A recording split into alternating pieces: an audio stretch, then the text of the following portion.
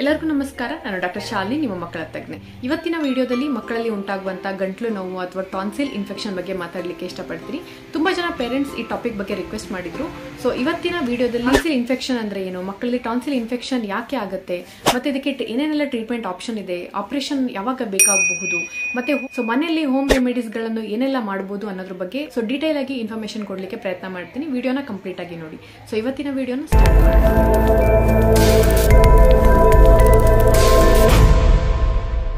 ಒಂದು ಮಳೆಗಾಲ ಶುರುವಾದಾಗಿಂದ ಈ ಮಕ್ಕಳಲ್ಲಿ ಗಂಟ್ಲು ನೋವು ಅಥವಾ ಗಂಟ್ಲ ಕೆರೆತ ಅಥವಾ ಟಾನ್ಸಿಲ್ ಇನ್ಫೆಕ್ಷನ್ ಕೂಡ ಸ್ವಲ್ಪ ಜಾಸ್ತಿಯಾಗಿ ಕಾಣಿಸ್ತಾ ಇದೆ.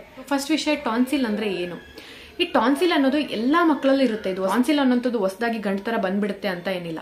ಈ ಟಾನ್ಸಿಲ್ ಒಂದು ಲಿಂಫ್ ನೋಡ್, ಅಂದ್ರೆ ಸಿಂಪಲ್ ಆಗಿ ಹೇಳ್ಬೇಕು ಅಂತ ಹೇಳಿದ್ರೆ ಇದು ಒಂದು ವಾಚ್ಮ್ಯಾನ್ ಕೆಲಸ ಮಾಡ್ತಾ ಇರುತ್ತೆ ಗಂಟಲಲ್ಲಿ ಕುತ್ಕೊಂಡು. ಹೊರಗಿಂದ ಒಳಗಡೆ ಎಂಟ್ರಿ ಆಗುವಂತ ಇನ್ಫೆಕ್ಷನ್ ಅನ್ನು ತಡೆಗಟ್ಟೋದೇ ಈ ಟಾನ್ಸಿಲ್ ಕೆಲಸ. ಯಾವಾಗ ಈ ಟಾನ್ಸಿಲ್ಗೆ ಇನ್ಫೆಕ್ಷನ್ ಆಗುತ್ತೆ ಅವಾಗ ಇದು ಟಾನ್ಸಿಲೈಟಿಸ್ ಅಂತ ಕರಿತೀವಿ. ಸೊ ಆಗ ಈ ಟಾನ್ಸಿಲ್ಗಳು ದೊಡ್ಡದಾಗ್ತವೆ. ಟಾನ್ಸಿಲ್ಗಳು ದೊಡ್ಡದಾಗೋದ್ರಿಂದ ಮಕ್ಕಳಿಗೆ ಸಿಂಪ್ಟಮ್ಸ್ಗಳು ಕಾಣಲಿಕ್ಕೆ ಶುರುವಾಗುತ್ತೆ. ಅದಕ್ಕೆ ನಾವು ಟಾನ್ಸಿಲೈಟಿಸ್ ಅಂತ ಕರಿತೀವಿ. ಯಾಕೆ ಇನ್ಫೆಕ್ಷನ್ ಉಂಟಾಗುತ್ತೆ? ಈ ಇನ್ಫೆಕ್ಷನ್ ಮೇನ್ ಕಾರಣ ವೈರಲ್ ಇನ್ಫೆಕ್ಷನ್ಸ್ ಇರುತ್ತೆ ಅಥವಾ ಕೆಲವೊಂದ್ಸರಿ ಬ್ಯಾಕ್ಟೀರಿಯಲ್ ಇನ್ಫೆಕ್ಷನ್ ಅಂತ ಕರಿತೀವಿ. ಎಸ್ಪೆಷಲಿ ಈ ಒಂದು ಸೀಸನ್ ವೇರಿಯೇಷನ್ಸ್ ಆದಾಗ ರೆಸ್ಪಿರೇಟರಿ ಸಿನ್ಸಿಷಿಯಲ್ ವೈರಸ್ ಆಗಿರ್ಬೋದು, ಅಡಿನೋ ವೈರಸ್ ಆಗಿರ್ಬೋದು, ರೈನೋ ವೈರಸ್ ಆಗಿರ್ಬೋದು, ಬ್ಯಾಕ್ಟೀರಿಯಲ್ ಇನ್ಫೆಕ್ಷನ್ ಅಲ್ಲಿ ಸ್ಟೆಪ್ಟೋಕಾಕಲ್ ಇನ್ಫೆಕ್ಷನ್ ಆಗಿರ್ಬೋದು, ಈ ರೀತಿಯಾದಂತಹ ಬ್ಯಾಕ್ಟೀರಿಯಾ ಅಥವಾ ವೈರಸ್ ಇಂದ ಈ ಒಂದು ಇನ್ಫೆಕ್ಷನ್ಸ್ ಅನ್ನುವಂಥದ್ದು ಮಕ್ಕಳಲ್ಲಿ ಉಂಟಾಗುತ್ತೆ. ಸೊ ಮಕ್ಕಳಲ್ಲಿ ಏನೇನೆಲ್ಲ ಸಿಂಪ್ಟಮ್ಸ್ ಬರುತ್ತೆ? ಮಕ್ಕಳು ಯೂಶಲಿ ಫಸ್ಟ್ ಕಂಪ್ಲೇಂಟ್ ಮಾಡೋದು ನನಗೆ ಯಾಕೋ ಗಂಟ್ಲು ನೋವು ಆಗ್ತಿದೆ ಅಂತ. ತುಂಬಾ ಜನ ಊಟ ಮಾಡ್ಲಿಕ್ಕೆ ತೊಂದರೆ ಆಗ್ತಾ ಇದೆ, ನುಂಗ್ಲಿಕ್ಕೆ ತೊಂದರೆ ಆಗ್ತಾ ಇದೆ ಅಂತ ಹೇಳ್ತಾರೆ. ಮತ್ತೆ ಜ್ವರ ಕೂಡ ಬರ್ಬೋದು. ಈ ಟಾನ್ಸಿಲೈಟಿಸ್ ಅಲ್ಲಿ ಬರುವಂತ ಜ್ವರ ತುಂಬಾ ಹೈ ಗ್ರೇಡ್ ಇರುತ್ತೆ, ಜಾಸ್ತಿ ಜೋರ್ ಜ್ವರ ಇರುತ್ತೆ.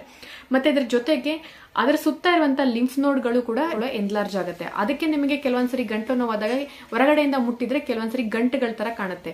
ಅದು ಕಡಿಮೆ ಆದಂಗೆ ಅದೆಲ್ಲ ಗಂಟುಗಳು ಕೂಡ ತನ್ನಿಗೆ ತಾನೇ ಕರಗುತ್ತೆ. ಮತ್ತೆ ಕೆಲವೊಂದು ಮಕ್ಕಳಲ್ಲಿ ನಿದ್ದೆ ಡಿಸ್ಟರ್ಬ್ ಆಗುವಂತದ್ದು, ಬಾಯಿಂದ ಉಸಿರಾಡುವಂಥದ್ದು, ಜೋರಾಗಿ ದೊಡ್ಡವ್ರ ತರ ಗೊರಕೆ ಪ್ರಾಬ್ಲಮ್ ಜೋರಾಗಿ ಗೊರಕೆ ಸೌಂಡ್ ಬರೋ ತರ ಬರೋದು, ಈ ರೀತಿಯಾದಂತಹ ಸಿಂಪ್ಟಮ್ಸ್ ಗಳು ಮಕ್ಕಳಲ್ಲಿ ಟಾನ್ಸಿಲ್ ಇನ್ಫೆಕ್ಷನ್ ಅಲ್ಲಿ ಕಂಡು ಬರುತ್ತೆ. ಈ ತರ ಏನಾದ್ರು ಸಿಂಪ್ಟಮ್ಸ್ ಇದ್ರೆ ಡೆಫಿನೆಟ್ಲಿ ನೀವು ಒಂದ್ಸರಿ ಮಕ್ಕಳು ಡಾಕ್ಟರ್ನ ವಿಸಿಟ್ ಮಾಡೋದು ಬಹಳ ಇಂಪಾರ್ಟೆಂಟ್ ಇದೆ. ಈ ಟಾನ್ಸಿಲ್ ಇನ್ಫೆಕ್ಷನ್ಗೆ ಏನೆಲ್ಲ ಟ್ರೀಟ್ಮೆಂಟ್ ಆಪ್ಷನ್ಸ್ ಗಳು ಅವೈಲೇಬಲ್ ಇದೆ. ಇದು ಮಗುವಿನಿಂದ ಮಗುವಿಗೆ ವೇರಿ ಆಗುತ್ತೆ. ಕೆಲವೊಂದು ಮಕ್ಕಳಲ್ಲಿ ತುಂಬಾ ಜೋರ್ ಜ್ವರ ಬರ್ತಾ ಇದೆ, ಮತ್ತೆ ಬೇರೆ ಅದರ್ ಸಿಂಪ್ಟಮ್ಸ್ ಇದೆ ಅಂತಾಗ ಕೆಲವೊಂದ್ಸರಿ ಮಕ್ಕಳಿಗೆ ಆಂಟಿಬಯೋಟಿಕ್ ಕೂಡ ಬೇಕಾಗುತ್ತೆ. ಒಂದು ಪೇರೆಂಟ್ಸ್ ಆಗಿ ನೀವು ಏನ್ ಮಿಸ್ಟೇಕ್ ಮಾಡಬಾರ್ದು ಅಂತ ಹೇಳಿದ್ರೆ, ಮಕ್ಕಳು ಡಾಕ್ಟರ್ ಆಗಿ ನಾವು ಯಾವಾಗ ಈ ಆಂಟಿಬಯೋಟಿಕ್ ಅನ್ನು ಸ್ಟಾಪ್ ಮಾಡ್ತೀವಿ, ಎಷ್ಟೊಂದು ಜನ ಪೇರೆಂಟ್ಸ್ ಇದನ್ನ ಇನ್ಕಂಪ್ಲೀಟ್ ಕೋರ್ಸ್ ಮಾಡ್ತಾರೆ, ಸರಿಯಾದ ಕೋರ್ಸ್ ಅನ್ನ ತಗೊಳ್ಳೋದಿಲ್ಲ. ಸೊ ಇದು ಏನಾಗುತ್ತೆ, ಮತ್ತೆ ಪದೇ ಪದೇ ಟಾನ್ಸಿಲ್ ಇನ್ಫೆಕ್ಷನ್ ಆಗುವಂತ ಚಾನ್ಸಸ್ ಇರುತ್ತೆ, ಅಥವಾ ಇನ್ಫೆಕ್ಷನ್ ಸರಿಯಾಗಿ ಕ್ಯೂರ್ ಆಗೋದಿಲ್ಲ.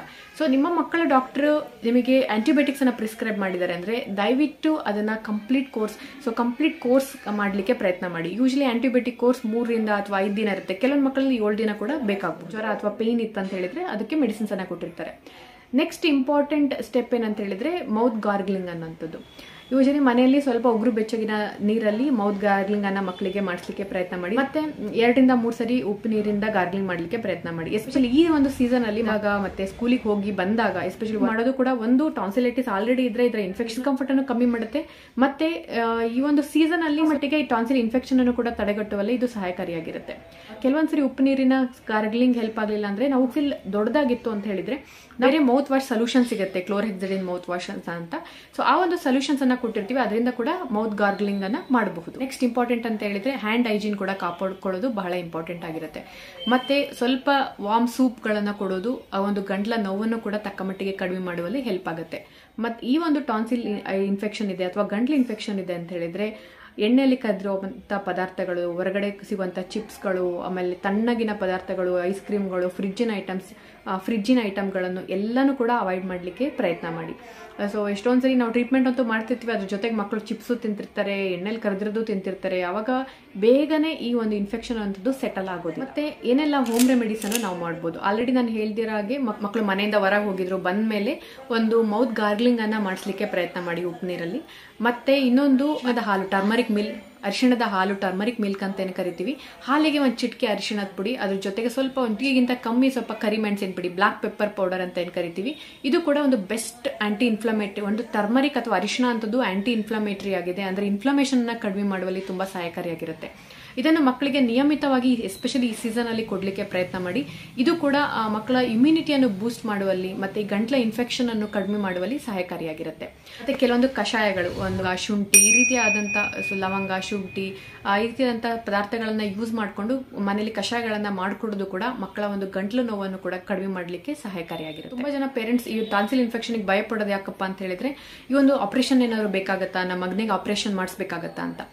ಸೊ ಯೂಶಲಿ ಈ ಟಾನ್ಸಿಲ್ ಅನ್ನುವಂಥದ್ದು, ಈ ಟಾನ್ಸಿಲ್ ಇನ್ಫೆಕ್ಷನ್ ಅನ್ನುವಂಥದ್ದು 5 ರಿಂದ 15 ವರ್ಷದ ಮಕ್ಕಳಲ್ಲಿ ಕಾಮನ್ ಆಗಿ ಕಾಣಿಸುತ್ತೆ. ಅದಾದ್ಮೇಲೆ ಈ ಟಾನ್ಸಿಲ್ ಸೈಜ್ ಕಮ್ಮಿ ಆಗ್ತಾ ಬರುತ್ತೆ, ಅದು ರಿಗ್ರೆಸ್ ಆಗ್ತಾ ಬರುತ್ತೆ.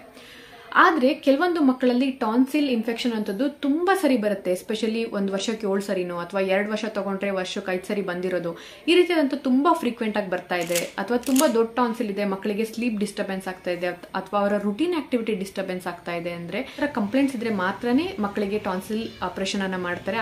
ಅದರ್ವೈಸ್ ಎಲ್ಲಾ ಮಕ್ಕಳಲ್ಲಿ ಉಂಟಾಗುವಂತ ಟಾನ್ಸಿಲ್ ಇನ್ಫೆಕ್ಷನ್ ಗೆ ಈ ಒಂದು ಆಪರೇಷನ್ ಅನ್ನೋಂಥದ್ದು ಬೇಕಾಗಿರಲ್ಲ. ಕೂಡ ಮಕ್ಕಳಿಗೆ ಯಾವ ರೀತಿ ಕೆಮ್ಮು ನೆಗಡಿ ಬರುತ್ತೆ, ಟಾನ್ಸಿಲ್ ಇನ್ಫೆಕ್ಷನ್ ಆಗೋದು ಕೂಡ ತುಂಬಾನೇ ಕಾಮನ್. ಸೊ ಇದಕ್ಕೂ ಕೂಡ ನೀವು ಹೆಚ್ಚು ಭಯ ಪಡುವಂತ ಅವಶ್ಯಕತೆ ಕೂಡ ಇರೋದಿಲ್ಲ. ಹೋಪ್ ಈ ವಿಡಿಯೋ ನಿಮಗೆ ಹೆಲ್ಪ್ ಆಗುತ್ತೆ ಅಂತ ಭಾವಿಸ್ತೀನಿ.